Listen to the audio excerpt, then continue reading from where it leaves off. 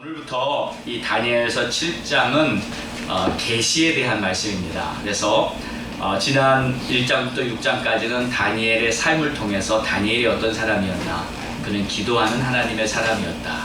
그리고 하나님께서 다니엘을 나라가 망한 이스라엘, 민족이 포로로 끌려간 그러한 최악의 상황에서도 하나님은 하나님의 사람과 함께 하신다는, 그래서 그를 높이 들어서 그 바벨론에서도 이 수석 총리가 되는 이러한 놀라운 역사, 그거는 사람이 잘나서 된 게 아니라 하나님이 그를 세우신 줄 믿습니다. 하나님이 함께 하시는 그 다니엘의 삶에 대해서 보았고요.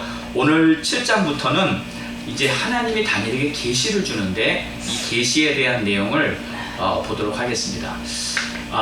우리가 이제 신구약 성경을 볼 때 보통 우리가 장르를 이렇게 성경에 보면 앞에도 이렇게 나오지, 장르를 나눌 때 뭐 역사서, 시가서 또는 선지서, 또 선지서도 대선지서, 소선지서 이렇게 나누고, 또 이제 신약에 와서는 복음서, 서신서, 또 서신서도 바울 서신, 일반 서신 이렇게 나누고, 그 다음에 묵시, 이런 식으로 이렇게 장르로 나누는데, 이제 이거를 또 영적으로 그냥 하나님의 말씀이라는 각도에서 보면서 이제 세 가지로 또 나눌 수 있어요. 그것은 이제 하나님의 말씀은 이제 율법이라는 형태로 우리에게 주어졌죠. 그러니까 계명.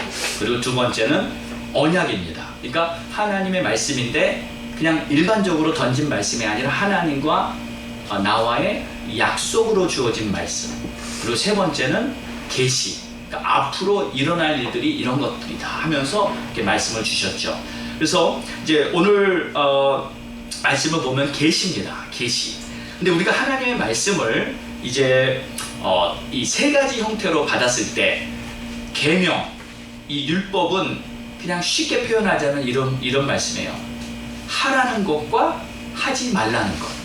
그렇죠? 하나님 이건 하라 그랬고 이건 하지 말라 그랬어요. 그래서 살 때 우리의 삶에서 이렇게 살아라, 그리고 이건 하지 말아라. 또 하나님을 섬길 때도 이렇게 섬기고 이렇게는 하지 말아라. 이런 말씀들을 이제 다 주신 거죠.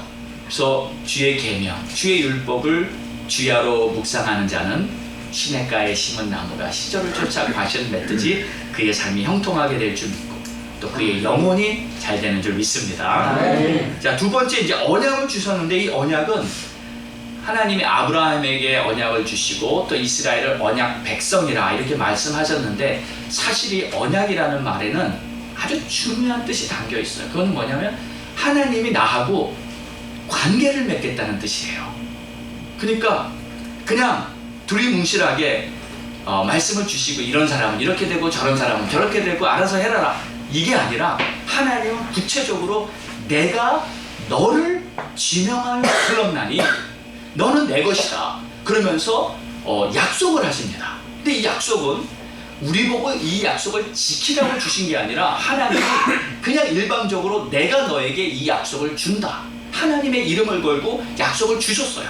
그리고 그 약속의 증거로 우리의 몸에 이제 언약 백성의 징표를 갖게 하시고, 내가 하나님의 약속을 받은 백성이구나, 하나님과 관계가 있는 백성이구나, 하나님의 자녀구나, 이러한 믿음으로 살게 하신 줄 믿습니다. 그래서 이 약속은 사실 은혜예요.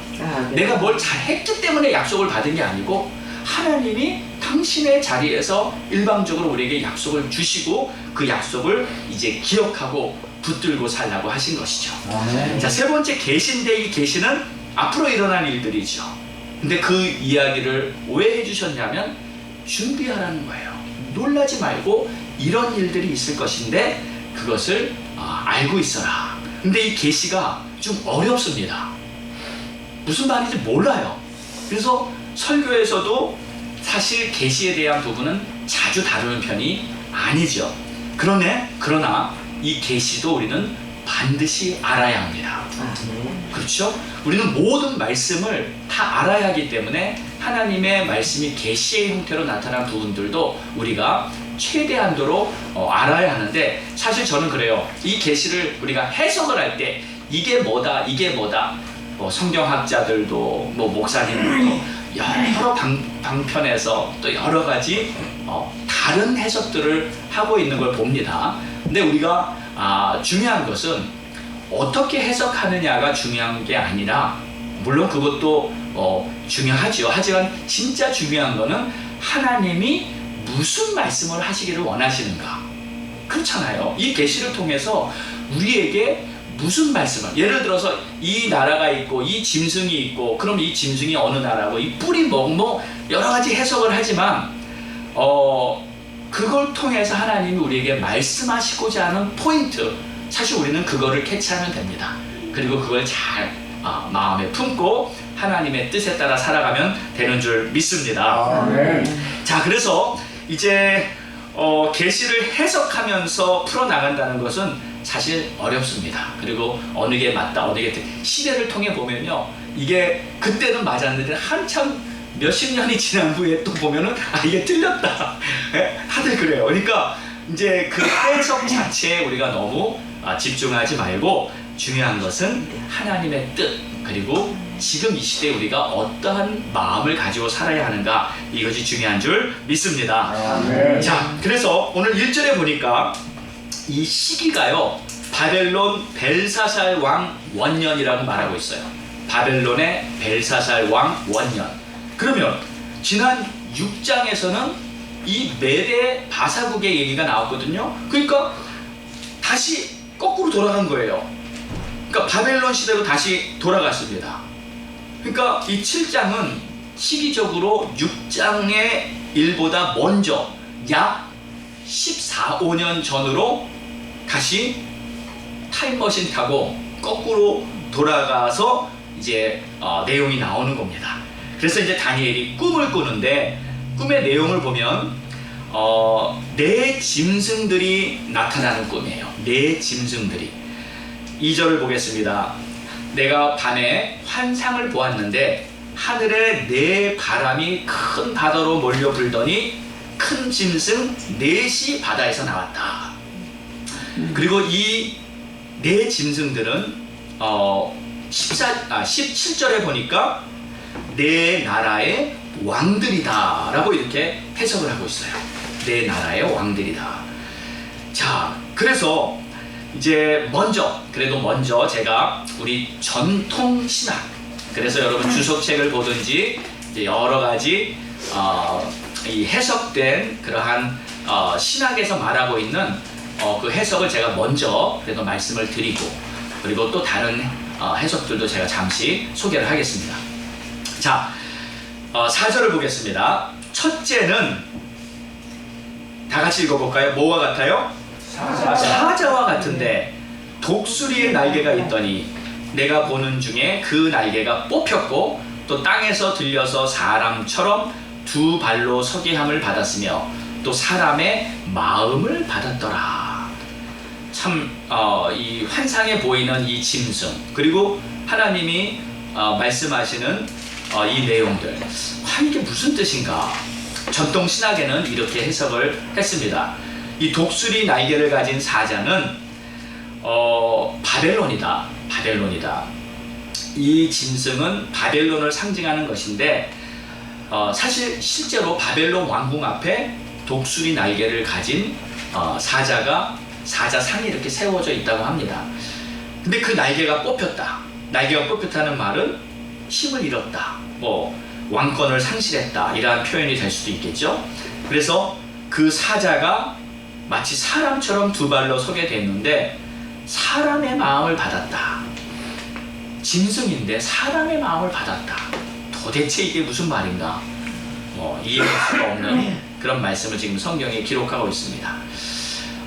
이런 부분에 대한 자세한 해석이나 속 시원한 설명은 제가 아직 못 들어봤어요. 저도 모르겠고요. 성경을 읽었을 때 잘 모르는 거는 그냥 잘 모르겠다고 하면 됩니다. 아멘이죠? 잘 모르는 거를, 하나님이 풀어주시지 않은 거를 우리가 인간적으로 해석하면 잘못된 길로 갈 수가 있어요. 그러나 하나님이 때가 되면 베일을 벗기시듯이 다 알게 하십니다. 때가 아직 이르지 않은 거겠죠. 자, 두 번째 짐승은 새 갈빗대를 물고 있는 곰이에요. 곰이 갈빗대를 물고 있는데 과연 이게 무슨 의미인가? 근데 전통 신학에서는 이렇게 말하고 있어요. 이 곰을 메대와 바사라, 그러니까 바벨론이 멸망하고 그 다음에 일어난 강력한 나라죠. 실제로 메대와 바사는 곰처럼 무직하고 강한 나라였고요.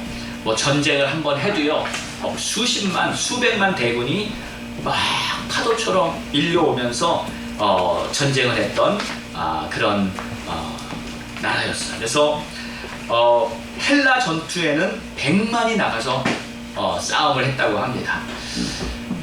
자, 그리고요, 세 번째 짐승을 보겠습니다. 세 번째 짐승을 보면은 머리가 넷이고요, 또 등에 날개도 4개예요. 네, 그런 모양을 가진 표범입니다. 그렇지 않아도 표범은 정말 날쌘 짐승인데 여기에 날개까지 달렸으니 얼마나 빠르겠어요. 그러니까 나르는 표범. 이 표범을 이제 뭐 BC 330년부터 있었던 뭐 헬라 제국으로 보기도 하고요. 또 알렉산더 대왕이 역사상 가장 빨리 제국들을 정복했던 그러한 정복자였죠. 그래서 이렇게 보기도 합니다. 자, 네 번째 짐승. 네 번째 짐승은 철이와 머리에 뿔이 있는 짐승이다. 그러니까 이 짐승은 헬라가 망한 뒤에 일어났던 로마 제국. 네, 로마 제국이 BC 200년경에 아주 스페인에서부터 막 소아시아까지 다 정복했고요. 그리고 나중에 뭐 독일, 프랑스, 영국까지 다 정복해서 최대 제국을 세우게 되죠. 뭐 그러나 이런 로마도 결국 다 멸망했죠. 멸망하고 말았어요. 자, 그런데 이번에는 이제 전통 신학 후에 근래에 나온 여러 가지 해석들이 있어요. 그걸 한번 우리가 참고로 알아보겠습니다.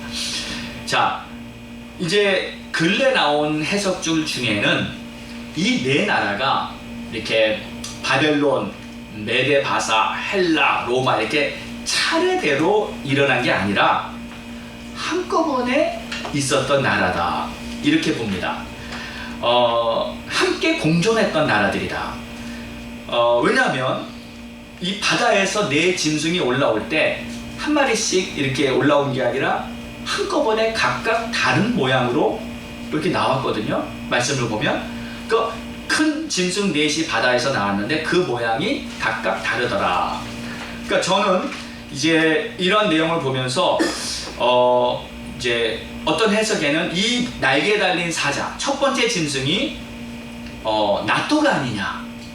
예를 들어 나토는 북대서양 조약기구지, 어떤 특정 나라는 아니지만 31개국이 합쳐가지고 참여한 군사동맹체로서 지금 나폴리에 이제 연합군, 연합 합동사령부가 있는데 그 국기에 달린 깃발에 날개 달린 사자가 이렇게 그려 있거든요. 그러니까 그게 아닌가 이렇게 보는 사람들이 있고, 두 번째 동물 곰은 이제 러시아가 아닌가. 러시아는 역사상 그 나라의 불곰이 그 나라를 상징했어요. 그러니까 뭐 러시아가 올림픽 할 때도요, 모스크바 올림픽이나 또 소치 올림픽 할 때 이 곰이 마스코트로 이렇게 나오거든요. 아주 우직하고 강력한 곰의 모습이 러시아를 상징하기에 적합하다, 이렇게 보기도 하죠. 자, 그런데 이제 이 짐승이 뭐 어느 나라냐, 뭐 누구냐, 그건 우리가 각각 받은 영감이나 느낌대로 이렇게 사람들이 해석을 하고 있지만, 이제 중요한 것, 진짜 하나님이 말씀하시고자 하는 그 중요한 것은 이 짐승이 어느 나라냐, 그거를 알아맞히는 것보다는 이제 9절 이하에 나오는 이 말씀이 중요하다고 봐요. 보세요. 9절 이하에 보면 이렇게 말하고 있습니다. 내가 보니 왕좌가 놓이고 옛적부터 항상 계시니가 좌정하셨는데. 자, 이분이 누군가요? 네? 이분이 옛적부터 항상 계시니 바로 하나님이시죠. 그렇죠? 그의 옷은 희기가 눈 같고 그의 머리털은 깨끗한 양의 털 같고 그의 보좌는 불꽃이요 그의 바퀴는 타오르는 불이며 불이 강처럼 흘러서, 그러니까 그 하나님의 보좌에서부터 그 불이 강처럼 흘러 그의 앞에서 나오는데, 그를 섬기는 자는 천천히요 만만이고 심판을 베푸시는데 책들이 펴놓였더라. 여러분, 제가 그랬죠. 이 다니엘 이름이 무슨 뜻이라고 그랬죠? 심판. 네, 하나님이 심판자라는 뜻이에요. 다니엘이라는 이름이. 그러니까 하나님은 심판하시는 하나님이시다. 하나님은 사랑과 자비의 하나님이신 동시에 하나님은 심판하시는 하나님이신 줄 믿습니다. 그러니까 지금 이 심판에 대해 나오고 있는 거예요. 그때 11절입니다. 내가 작은 뿔이 말하는 큰 목소리로 말미암아 주목하여 보는 사이에 짐승이 죽임을 당하고, 여기서 짐승이 뭐예요? 아까 나왔던 그 네 나라를 말하는 거죠. 그의 시체가 상한바되어 타오르는 불에 던져졌다. 자, 보십시오. 지금 하나님의 보좌를 뭐로 표현했어요? 불로 표현했습니다. 불꽃으로. 그리고 그의 입에서 불이 강처럼 흘러나온다고 지금 표현하고 있어요. 그리고 11절에 작은 뿔이 있는 짐승이 죽임을 당한다. 근데 어떻게 죽임을 당하는 거예요? 하나님의 입에서 나오는 심판의 불로. 심판의 불로 이 나라들이 죽는 거예요. 이 나라들이 소멸되는 거예요. 망한다는 거죠. 그러니까 하나님은 사랑과 자비의 하나님이시지만 분명히 결국에는 심판하시는 하나님이시다. 이것을 지금 다니엘 이름 자체가 하나님은 심판의 하나님이라는 그 하나님의 사람을 통해서 지금 만민에게, 우리에게까지 지금 말씀하시는 거예요. 그러니까 하나님은 불의와 악한 것들은 반드시 심판하십니다. 그러니까 우리가요, 이렇게 지금 세상을 보고 세상이 너무 악하다, 정말 속상하고, 미국에도 우리가 법들이 정말 말도 안 되는 법을 만들어 놓고 그 법이 마치 옳은 양, 이 시대적인 변화에 세련되게 맞춰가는 중요한 법인 양 온 사람들을 미혹하고 있잖아요. 얼마나 이게 악한 겁니까? 틀린 거를, 잘못된 거를 옳은 것이라고 주장하면서 법을 만들어가는 이 세상을 보며 정말 우리는 가슴을 치고 앞으로 우리 자녀들이 어떻게 살아야 하나 안타깝고 슬픈 마음으로 지금 바라보고 있는데, 우리는 너무 슬퍼하지 않아도 됩니다. 이 악한 것은 하나님께서 반드시 심판하고 결국은 망하게 될 줄 믿습니다. 자, 그런데 이제 하늘에 불이 떨어질 때, 제가 말씀을 묵상하면서 이거를 깨달았어요. 하늘에서 하나님이 불을 보내세요. 불이 떨어지는데, 선한 자들에게 불이 떨어질 때는 그 불이 은혜가 되는 줄 믿습니다. 악한 자들에게 떨어질 때는 그 불이 심판의 불이 되는 거예요. 그러니까 똑같은 불입니다. 똑같은 불이 떨어지는데, 선한 자들에게 하나님이 불을 내리실 때는 그 불로 말미암아 치유가 일어나고요, 회복이 일어나고요, 능력이 나타나고요, 하나님의 역사가 나타나는 거예요. 근데 반면에 똑같은 불이 떨어지는데 그게 악한 자들에게 떨어질 때는 심판이 되고 무서운 하나님의 형벌이 임하게 되는 거죠. 그래서 아모스 1장에도 보면요, 하나님께서 가사와 두로를 불로 심판하신다. 에돔과 모압을 불로 심판하신다. 그리고 소돔도 정말 불로 하나님이 심판을 했습니다. 똑같은 불이 떨어지는데 선한 곳에는 은혜로, 악한 곳에는 심판의 결과가 다른 거예요. 여러분, 엘리야가요, 갈멜산에서 그 바알 선지자들과 그 결투를 할 때 그는 제단을 만들어 놓고요, 번제를 이렇게 각을 내서 다 올려놓고요, 거기다 물까지 그냥 양동이로 튀다 부어서 완전히 다 적셔놓고요, 그리고 하나님 앞에 기도했어요. 여호와여, 하나님이시여 응답하소서, 응답하소서, 하늘에 불을 내려주소서 하면서 간절히 기도했더니 하늘에서 정말 불이 떨어져 가지고 그 물을 다 핥고요, 그 번제를 불로 확 태웠습니다. 그 불은 향기로운 제사를 만들어 주시는 은혜의 불이었어요. 그러니까 우리가요, 이 하나님의 불을 하나님이 내리신다고 했을 때 어떻게 해야 될까요? 저는 제일 먼저 떠오르는 생각이 회개해야 되겠다. 회개해야 됩니다. 그러니까 하나님의 불이 내려오기 전에 내가 회개를 해야 돼요. 아멘. 하나님의 불이 내려오기 전에 나의 죄악을 깨끗이 하나님 앞에 털어놓고 회개하고 그 회개한 심령 위에 떨어지는 불은 놀라운 하나님의 은혜와 능력으로 임하게 될 줄 믿습니다. 근데 죄악을 씻지 않은 더러운 심령 위에는 하나님의 불이 임할 때 고통스러운 회개로 임할지도 몰라요. 제가 이런 것을 경험했어요. 집회를 할 텐데 부흥회였어요. 부흥회를 했는데 이제 말씀이 다 끝나고 합심해서 기도하고 또 안수기도 받는 그런 시간이었는데 막 은혜 받고 막 치유도 일어나고 하는데 한 성도가 여자 성도였어요. 근데 이분이 안수를 받는데 땅에 쓰러져서 떼굴떼굴 굴르는 거예요. 근데 너무 고통스럽게 너무 괴롭게 떼굴떼굴 굴르면서 나중에는 막 고함을 치르더라고요. 악을 쓰더라고요. 근데 그 악이 뭐라고 악을 쓰냐? 하나님 좀 살려주세요.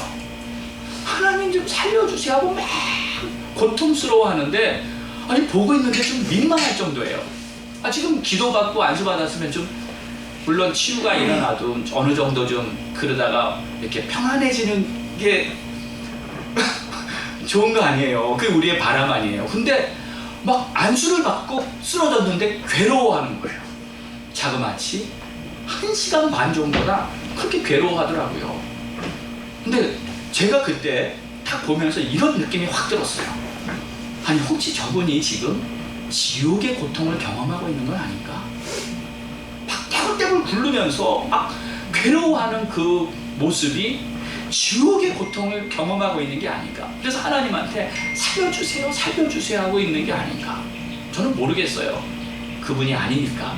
하지만 뭔가 큰 죄악이나 어떠한 큰 문제가 해결되지 않은 상태에서 그러한 하나님의 불이 임했을 때 그러한 모양이 나타나지 않나 이렇게 생각이 들더라고요. 아멘. 그렇습니다, 여러분.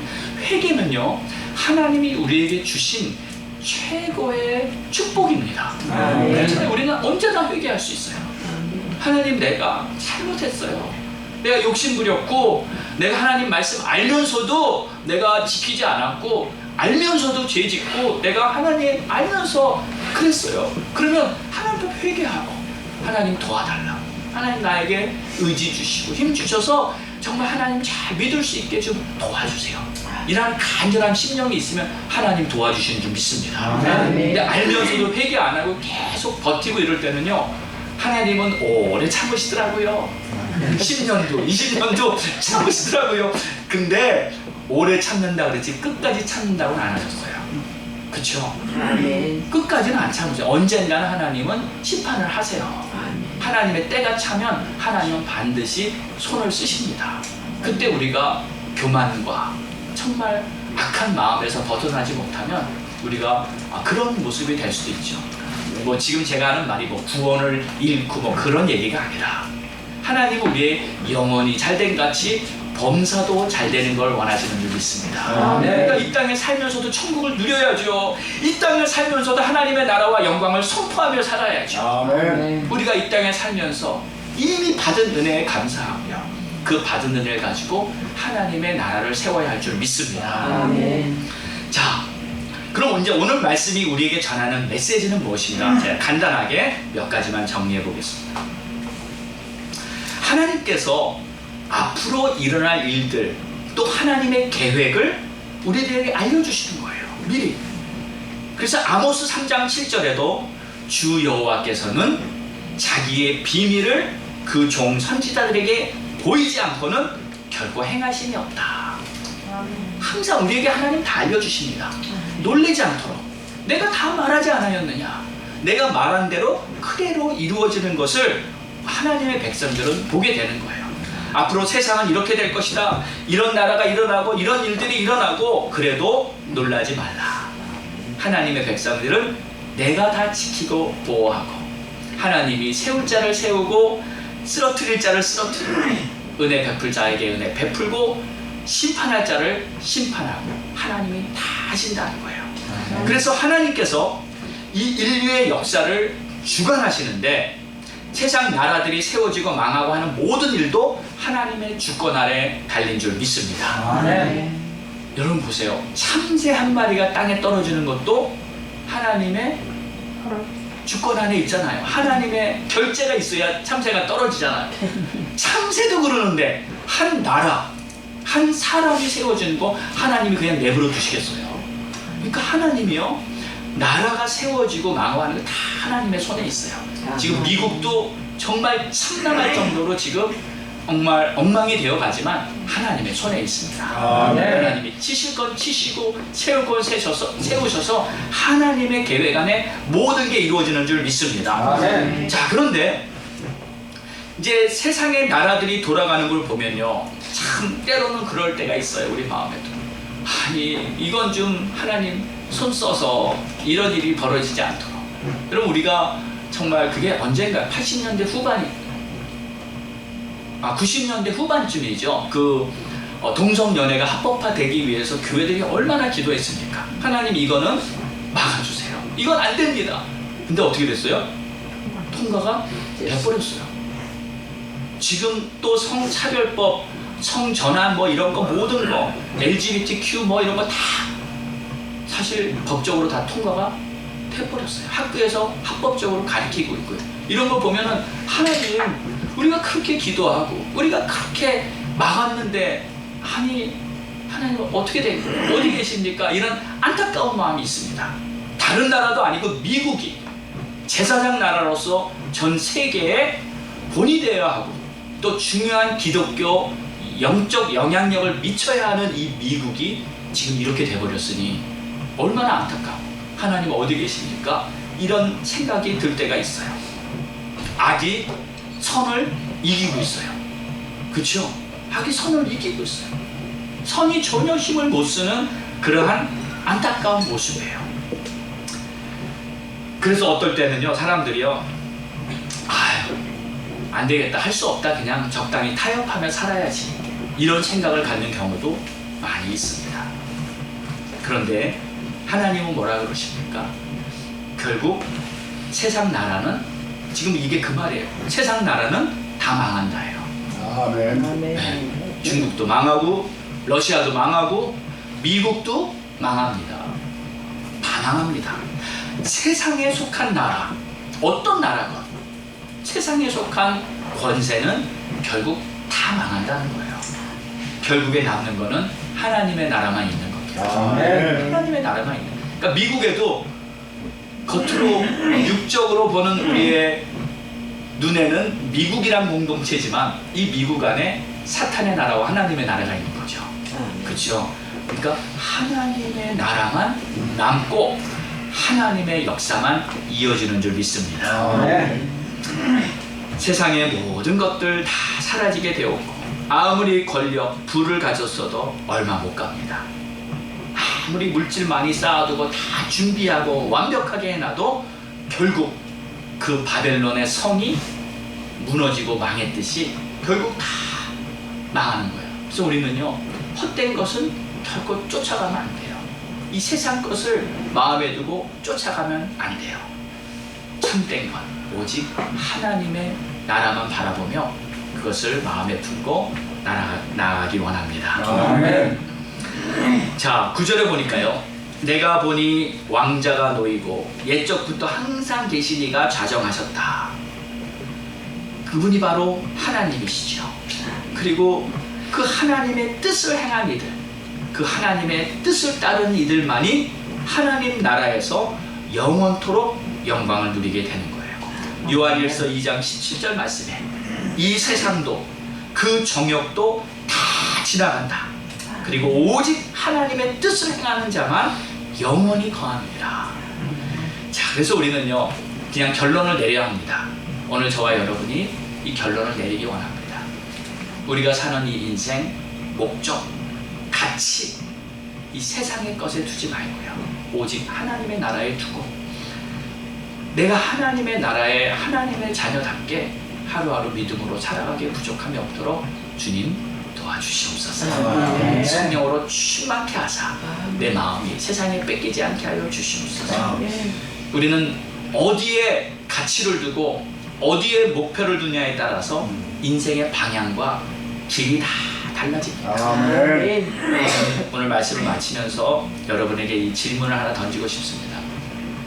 여러분은 지금 오늘까지 살아오시면서 자신의 인생에 정말 최고의 가치를 어디다 두셨습니까? 나는 무엇을 위해, 무엇을 당해, 무엇이 최고의 가치라고 두고 나는 살아가고 있는가? 우리가 말씀 앞에서 지금 하나님은 이 세상의 나라들이 다 이렇게 올라오지만 결국 하나님의 불로 다 심판되어지고 하나님의 불이 임할 때 하나님의 나라와 세상의 나라는 다 망하게 된다고 이렇게 말하고 있습니다. 아멘. 우리 자신들을 돌아보면 내가 정말 하나님의 나라의 사람으로 살아가기에 부족함이 없도록 오늘도 기름 부음 받는 그러한 하루가 되기를 원합니다. 함께 기도하겠습니다.